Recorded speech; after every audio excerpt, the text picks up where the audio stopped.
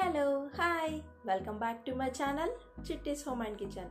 ఎలా ఉన్నారు మీరంతా? నేనైతే చాలా బాగున్నాను. ఈరోజు మన వీడియోలో ఏంటంటే నా ప్రెగ్నెన్సీ జర్నీ మీతో షేర్ చేసుకోబోతున్నాను. అది కూడా ఇది నాకు ఒక మెమరబుల్ వీడియో లాగా ఉండబోతుంది. సో ఇది నాకు కొంచెం చాలా అంటే చాలా కొంచెమేనే కాదు, చాలా స్పెషల్. అదెందుకో మీకు కూడా వీడియో చూస్తే అర్థమైపోతుంది. మరి ఇంకెందుకు లేటు, లెట్స్. ముందుగా ఫస్ట్ చెప్పాలంటే నా దగ్గర నేను క్యారీయింగ్ ఉన్నప్పుడు, ప్రెగ్నెంట్గా ఉన్నప్పుడు అసలు ఒక సింగిల్ పిక్ కూడా లేదు. అసలు మేబీ నేను తీసుకోలేదేమో, ఒక పిక్ కూడా లేదు నా దగ్గర.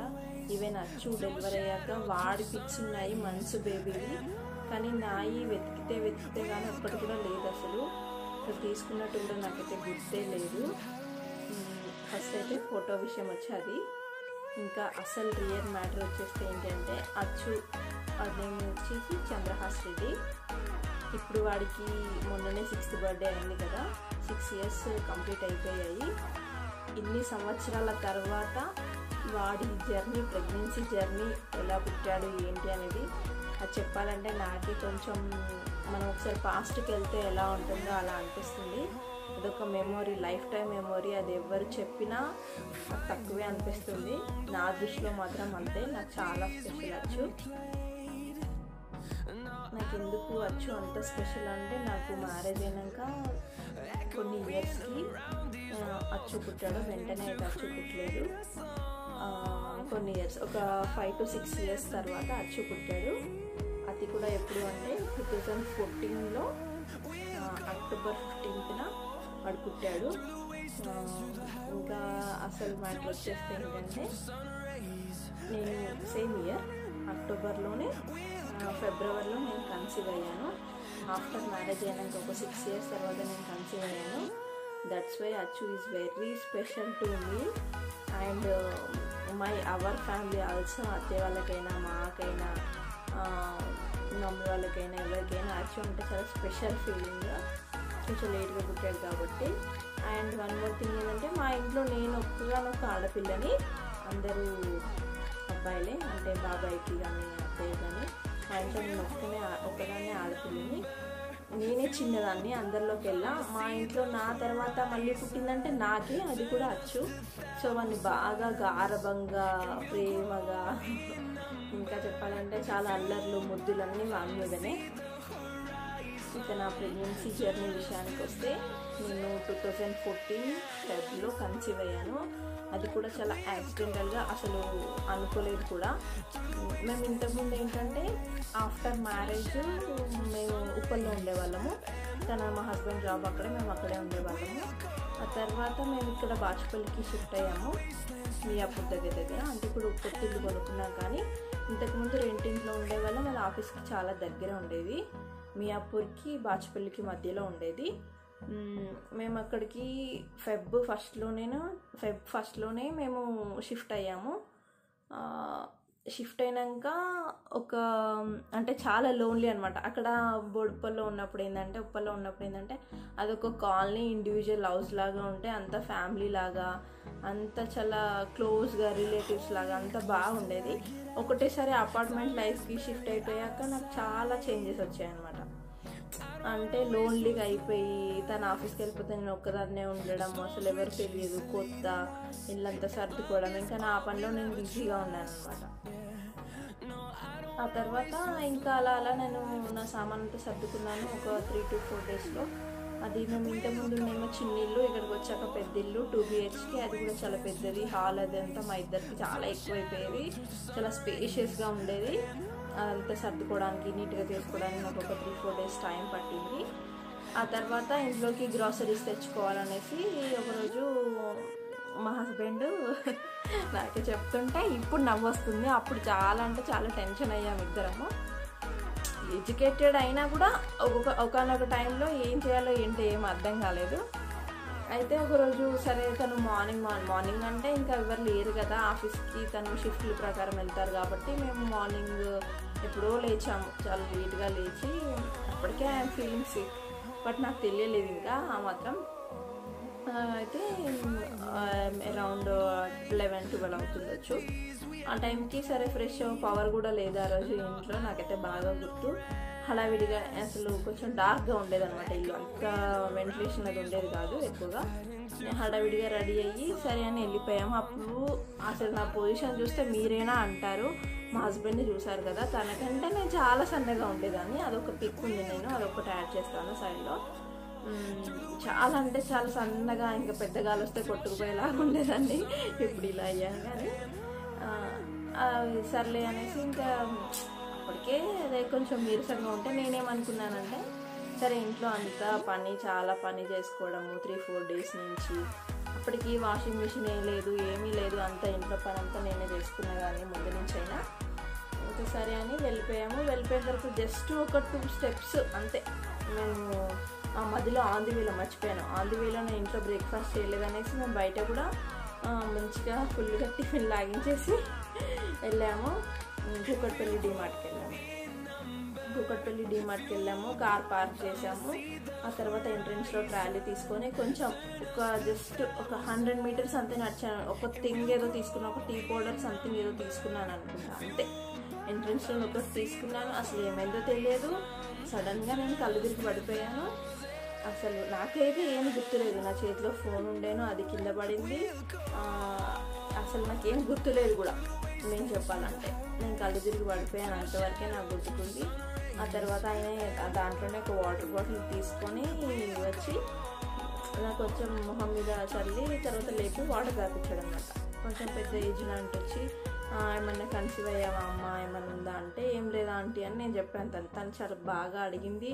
మా హస్బెండ్ పాపం టెన్షన్ పడుతుంటే వచ్చి ఏం కాదులేండి అని చెప్పింది. ఇంకా సర్లే హాస్పిటల్ తీసుకుని వెళ్ళాలని వారు చెప్తున్నారు. నాకు అప్పుడు మెలకు వచ్చింది వాటర్ చల్లాక. ఇంకా పాపం తను టెన్షన్ పడుతున్నాడు, నేను టెన్షన్ పడుతున్నాను, ఏమైంది ఏంటి అనేది తెలియదు. ఇంకా అప్పటికి అంత దూరం ఆలోచించలేదు అనమాట, అక్కడ దాకా వెళ్తుంది అనుకోలేదు నేను. ఇంకా తర్వాత మేము ఇక్కడ మిర్రా హాస్పిటల్ ఉంటుంది మియాపూర్లో, అక్కడికి వచ్చాక వెంటనే మాకు సేమ్ ఇదే టెస్ట్ చేశారు. యూరిన్ టెస్ట్ చేయగానే పాజిటివ్ అని వచ్చింది. ఐ మీన్ ప్రెగ్నెంట్, మీరు కన్సీవ్ అయ్యని చెప్పారు. ఓ మై గాడ్, షాక్డ్ అనమాట. అసలు ఎక్స్పెక్ట్ చేయలేదు. అంటే ఎదురు చూస్తున్నప్పుడు మనకు అవ్వంది, సడన్గా మనం అనుకున్నప్పుడు అవుతుంది. చాలా అసలు అది సిచ్యువేషన్ ఏంటో నాకు అర్థం కాలేదు. ఒక్కసారి నేనేనా అవునా అన్నట్టు ఉండే అనమాట, క్వశ్చన్ మార్క్ లాగా ఉండే.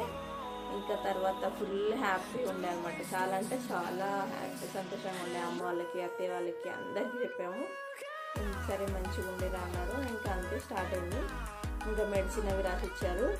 ఇంకా నెక్స్ట్ డే నుండి నా సిచ్యువేషన్ చూస్తే ఇంకా అసలు ఉంటుండొచ్చు, అందరికీ ఉంటుంది. ఎవ్రీ మదర్కి ఒక 80% వరకు అయితే ఉంటుంది.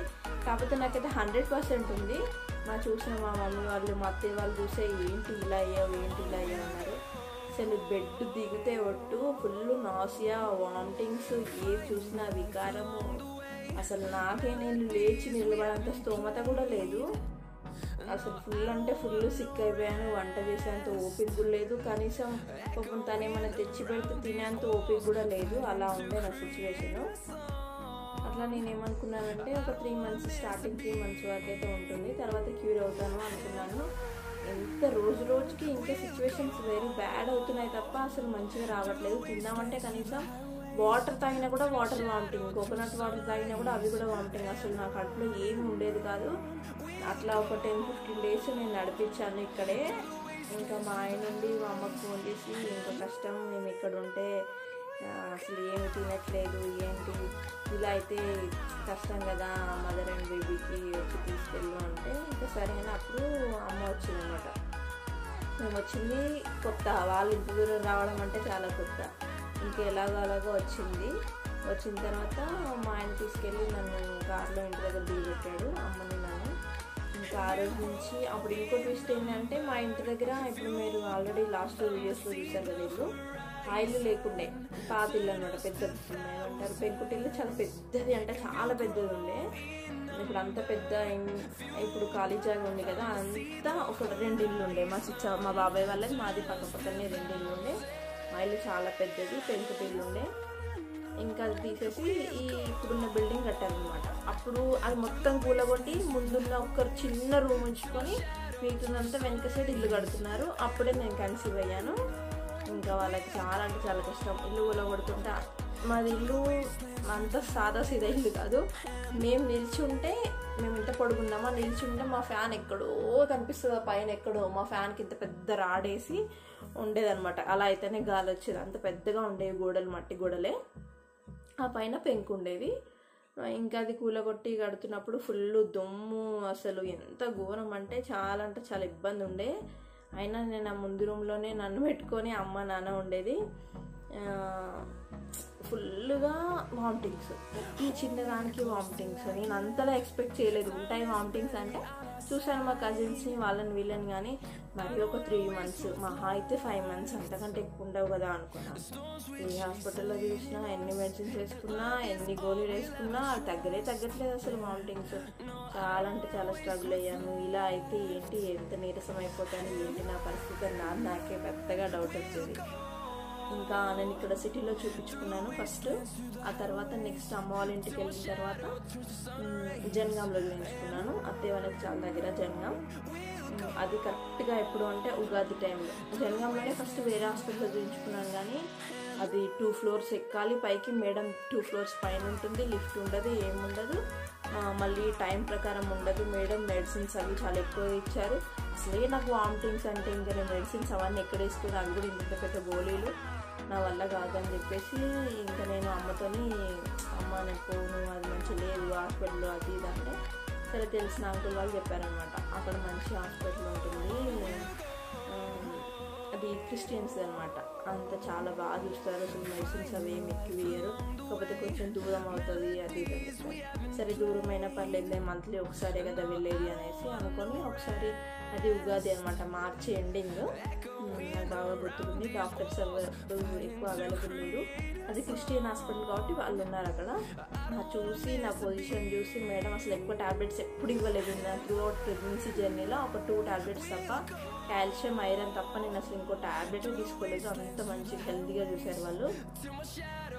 ఫీజు కూడా చాలా తక్కువ, ట్రీట్మెంట్ అది అయితే చాలా అంటే చాలా బాగుంది. అప్పుడు చూసి మాత్రం ఇంత వీక్గా ఉన్నావు, ఇట్లా అయితే కష్టం నీకు అనేసి నాకు అప్పుడు సెలైన్స్ పెట్టారు. అదైతే నాకు బాగా గుర్తుకుంది.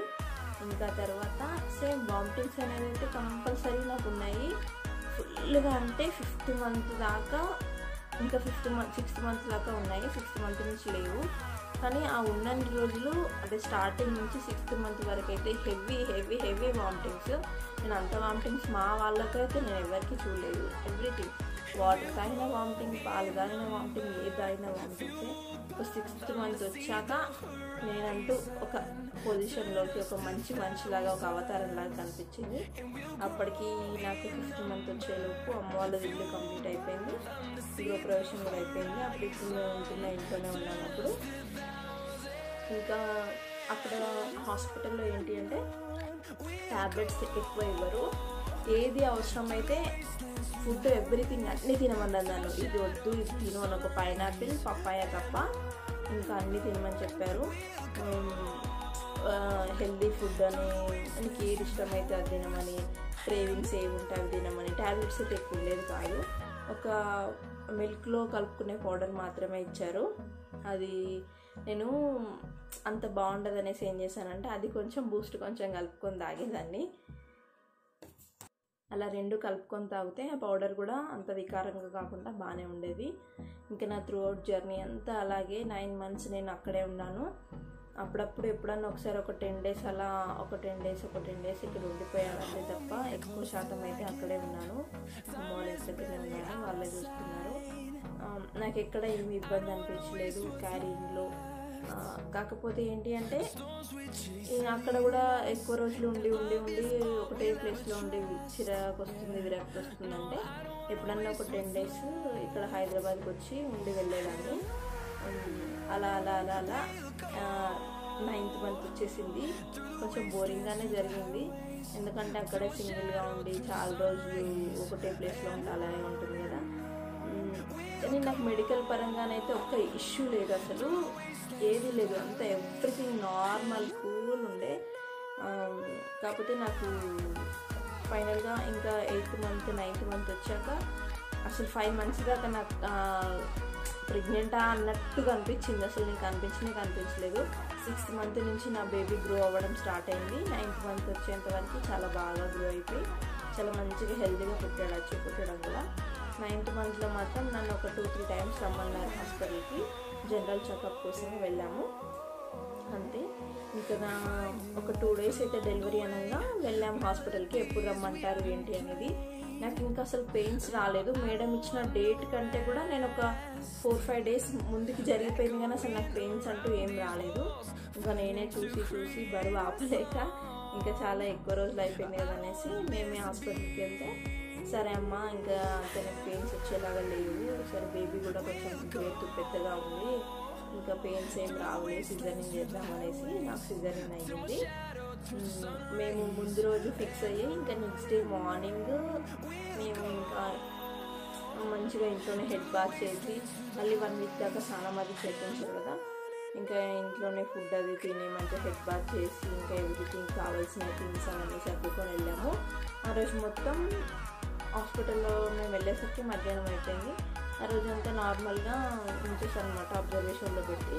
ఆ రోజంతా ఖాళీ ఇంకేం చేయలేదు, జస్ట్ చూసారనమాట. నైట్ మాత్రం నన్ను ఫుడ్ ఏం తినొద్దన్నారు ఆఫ్టర్ 7-8. ఆ తర్వాత నెక్స్ట్ డే మార్నింగ్ నన్ను థియేటర్లోకి తీసుకెళ్తే నాకు 8:12 అచ్చు పుట్టాడు. అది October 15th వెడ్నెస్డే. అప్పుడు మా అత్తయ్య, మావయ్య, మా అమ్మ, మా నాన్న లేరు, ఊర్లో పొలం దగ్గర బావి దగ్గర ఉంటున్నారు. మా అన్నయ్య అందరు ఉన్నారు. 8:12 పుట్టాడు. పుట్టగానే ఫస్ట్ నా దగ్గర తీసుకొచ్చి, అంటే అనస్థీషియా ఇస్తారు కానీ మనకి మెలుకునే ఉంటుంది, ఒక బాడీ దగ్గర మాత్రమే మనకు మొద్దు బారినట్టు ఉంటుంది, కానీ నాకు అంతా మెలుకునే ఉంది. చెప్పారనమాట. నన్ను అడిగారు కూడా సర్జరీ చేస్తూ, నీకు బాయ్ కావాలా గర్ల్ కావాలంటే, మాకు గర్ల్ అంటే ఇష్టం ఉంది, అవునా అన్నారు, నవ్వారు వాళ్ళు కూడా. తర్వాత అచ్చుని చూపించారనమాట. ఇదిగో నీ కొడుకు, కిస్ పెట్టు అని అంటే, నిజంగానా నేను అంటున్నాను. నాకైతే ఇంకా గుర్తుకుంది. చూసిన తర్వాత తెల్లగా, ఎవరైనా పుట్టినప్పుడు ఇప్పుడు ఇంకా మెడిసిన్కు అలా తెల్లగా ఉంటున్నారు కదా. అచ్చు 3.7 kg, 4 కిలోలు పుట్టాడు. చాలా హెల్దీగా, అసలు వానికి హాస్పిటల్ తీసుకెళ్ళాల్సిన అవసరం కూడా లేదు, అంత హెల్దీగా ఉండే. మాకు జస్ట్ అదే క్లాత్ ఉంటుంది కదా, దాంట్లో ర్యాప్ చేసి బయట అమ్మ వాళ్ళు ఉంటే వాళ్ళకి చూపించారంట. Everything is normal. నాకు సిజరీన్ అయిపోయింది. ఒక 1 week మేము హాస్పిటల్లో ఉన్నాము. ఆ తర్వాత అచ్చుని నేను బాగానే ఉన్నాను. కొంచెం పెయిన్స్ అవి ఉంటాయి. ఈ మదర్ అన్నప్పుడు అంత పెయిన్ భరించాలి, ఏదైనా భరిస్తేనే మన కొడుకు, మన బిడ్డ బయటకు వచ్చేది. నార్మల్ అయినా భరించాలి పెయిన్స్, సిజరీన్ అయినా ఏదైనా భరించాలి. ఆ తర్వాత ఏంటి అచ్చు సిచ్యువేషన్ ఎలా ఉంది ఏంటి అనేది జస్ట్ నార్మల్గా హాస్పిటల్ తీసుకెళ్లారంటే, మనకి జాండీస్ రాలేదు, ఏమీ రాలేదు, హెల్దీగా ఉన్నాడు బాబు, అంతా బాగున్నాడని చెప్పారు. లాస్ట్ ఫైనల్గా అయితే October 15th, 2014 అచ్చు బార్న్ అయ్యాడు. ఇంకా అప్పటి నుంచి ఇప్పటి వరకు అచ్చు ఉంటే కొంచెం లైఫ్ అనేది ఫుల్ఫిల్ అయినట్టు హ్యాపీగా ఉంటుంది కదా. పిల్లలు ఉంటే ఏ ఇంట్లో అయినా అంతే. ఆ తర్వాత మా ఇంట్లో మళ్ళీ పుట్టింది అచ్చే కాబట్టి నేనే కాదు, మా ఇంట్లో అందరూ చాలా చాలా హ్యాపీ. మరి అందులోనూ అచ్చు చాలా హెల్దీ అండ్ స్ట్రాంగ్ కూడా, మెంటల్గా స్ట్రాంగ్, అన్నిటిలాగా స్ట్రాంగ్. వాడు ఏంటంటే ఫుల్ టాక్టివ్, ఫుల్ సూపర్ ఫాస్ట్ ఉంటాడు, హైపర్ యాక్టివ్. ఏ డాక్టర్ ఎప్పుడైనా టెస్ట్లకి దానికి తీసుకెళ్ళినా కూడా ఏదైనా ఫీవర్ గిట్లా వచ్చినప్పుడల్లా చూసి మేము రెగ్యులర్గా ఒకటే డాక్టర్ దగ్గర తీసుకెళ్తాం. మీ అప్పట్లో చెప్తూ ఉంటాడు, చాలా అంటే చాలా యాక్టివ్ ఉంటాడు మీ బాబు. మంచిగా వాడు ఏం తింటాడో ఏంటి అంటే ఫుడ్ విషయంలో చాలా తక్కువే, కానీ ఇప్పుడనే కాదు ముందు నుంచి అయినా యాక్టివే. పుట్టినప్పటి నుంచి అయినా కూడా వాడు చాలా అంటే చాలా యాక్టివ్. వాడు 1 year కాకముందే 10th month కంప్లీట్ అయినప్పుడు వాడు నడవడం స్టార్ట్ చేశాడు. నేను ఇంత యాక్టివ్ ఉంటాడు అనుకోలేదు. ఏదో పిల్లలు ఉన్నప్పుడు ఈ జనరేషన్లో ఫాస్ట్ ఉంటారు, కానీ చెప్పినట్టే మాట్లాడతాడని, మనం చెప్పకుండా ఎవ్రీథింగ్ మనకు అన్నీ తెలిసినట్టే మాట్లాడతాడు. ఈ 6 yearsలో నేను వెనక్కి తిరిగి చూసుకోలేదనమాట. అచ్చు ఉన్నాక, అచ్చు లేనప్పుడు అంటే లేరు అనే ఒక చిన్న లోటు ఉండేది. కానీ వీడు పుట్టాక మాత్రం వెనక్కి తిరిగి చూసుకోలేదు. వీడు పుట్టిన తర్వాత మేమైతే మా సొంతంగా మేమైతే బాగానే ఉన్నాము. So Achu is very very lucky to us. Pregnancy journey, motherhood అంటేనే చాలా అప్ అండ్ డౌన్స్ ఉంటాయి. లైఫ్లో ఎలా అయినా అప్ అండ్ డౌన్స్ ఉంటాయో మదర్ కూడా అంతే. ఎంతో కష్టం పడితే కానీ ఒక బేబీ అనేది బయటికి రాదు. నార్మల్గా అనుకుంటారు కానీ అనుకున్నంత ఈజీ అయితే కాదు. పుట్టిన తర్వాత కూడా చాలా రెస్పాన్సిబిలిటీస్ మదర్కే ఉంటాయి. వాళ్ళు పెరిగి పెద్దయ్యేంత వరకు అయితే చాలా మదర్కే ఉంటాయి. ఇంకా అవన్నీ చూసుకునేంత బాధ్యత తల్లికి మాత్రమే ఉంటుంది. అఫ్కోర్స్ ఫాదర్ కూడా చూసుకుంటారు. మదర్ ఎంత కీ రోల్ పోషిస్తారో ఫాదర్ కూడా అంతే. కాకపోతే మదర్ ఏమో ఎవ్రీథింగ్ చూసుకోవాలి. ఫుడ్ దగ్గర నుంచి, స్టడీస్ దగ్గర నుంచి, లివింగ్ అంతా ఎవ్రీథింగ్ మదర్ చూసుకుంటే ఫైనాన్షియల్గా మాత్రం ఫాదర్ చూసుకుంటాడు. ప్రేమ ఇద్దరికి సమానంగా ఉంటుంది. ఒకరికి ఎక్కువ ఒకరు తక్కువ అని కాదు. ఇద్దరు బిడ్డను ఎప్పుడైనా మంచిగానే ప్రేమిస్తారు, ఎక్కువగానే ప్రేమిస్తారు. కానీ ఏంటంటే తల్లి 24 గంటలు వాళ్ళ వెనుకనే ఉండి వాళ్ళు ఏం చేస్తున్నారు ఏంటి. చిన్నప్పుడైతే ఇంకా అసలు కొంచెం కొంట పిల్లలు. మా అచ్చ అయితే చాలా కొంట తీట, ఫుల్ అల్లరి, ఫుల్ అంటే ఫుల్ అల్లరి. ఎక్కడికి తీసుకెళ్ళినా ఒక్క చోట కుదురుగా ఉండేవాడు కాదు. కొన్ని రోజులైతే మా ఆయన ఆఫీస్ నుంచి ఇంటికి వచ్చాక నేనైతే ఏడ్చేదాన్ని, అమ్మో నాకు పట్టుకోవడం కావట్లేదు, ఇవన్నీ నొప్పులు వస్తున్నాయి అని. అసలు ఇట్లా తీసుకొచ్చి ఇక్కడ పెట్టగానే అలా పరిగెత్తేవాడు. ఇక్కడ ఇదే పని. అసలు ఒక దగ్గర ఇక్కడ కూర్చున్నాను అని అసలు లేనే లేదు, అని చరిత్రలో లేదు. ఇప్పటికే అంతే, కాళ్ళు నిలకడకుండానే ఉండదు కూర్చో అంటే. చూస్తూనే ఉంటారు కదా మీరు కూడా. సేమ్ అదే పొజిషన్, ముందు నుంచి పుట్టిన కానించి అయినా అదే పొజిషన్. నా దగ్గర చెప్పాను కదా, నా ప్రెగ్నెన్సీ ఉన్నప్పుడు జర్నీ, అప్పుడు వీడియోస్ అయితే అసలు వీడియోస్ లేవు, ఫొటోస్ లేవు, ఏది లేవు. నేను ప్రెగ్నెంట్ అయ్యేకంటే ఒక 1 మంత్ ముందు మేము శ్రీశైలం వెళ్ళాము. అప్పుడు తీసుకున్న ఫోటో ఉంది నాది, అదొక్కటి నేను ఇన్సర్ట్ చేస్తాను. ఆ తర్వాత అచ్చు పుట్టినప్పుడు ఎలా పుట్టాడు ఏంటి అని మీరు ఆల్రెడీ అచ్చు బర్త్డే వీడియోలో చూసుంటారు. కానీ నేను మళ్ళీ ఒకటి ఇన్సర్ట్ చేస్తాను. ఫైనల్గా నేనేం షేర్ చేసుకోవాలనుకుంటున్నానంటే, ప్రతి మదర్కి, ప్రతి ఉమెన్కి ఇది ఒక పెద్ద వండర్ అని చెప్పచ్చు. చాలా ఇష్టంతో కష్టపడతారు ఏ తల్లి అయినా. నేను కూడా అంతే. Road journey, lots of emotions, happiness, loneliness, చాలా మిక్స్డ్ ఫీలింగ్స్ ఉంటాయి జర్నీలో. ఇది నా ప్రెగ్నెన్సీ జర్నీ. ఈ వీడియో కనుక మీకు నచ్చినట్లయితే ప్లీజ్ లైక్ చేయండి, షేర్ చేయండి. అలాగే మరిన్ని మంచి వీడియోస్ కోసం సబ్స్క్రైబ్ చేసుకోండి. పక్కనే ఉన్న బెల్ బటన్ నొక్కడం మాత్రం మర్చిపోవద్దు. Thanks for watching. Bye bye.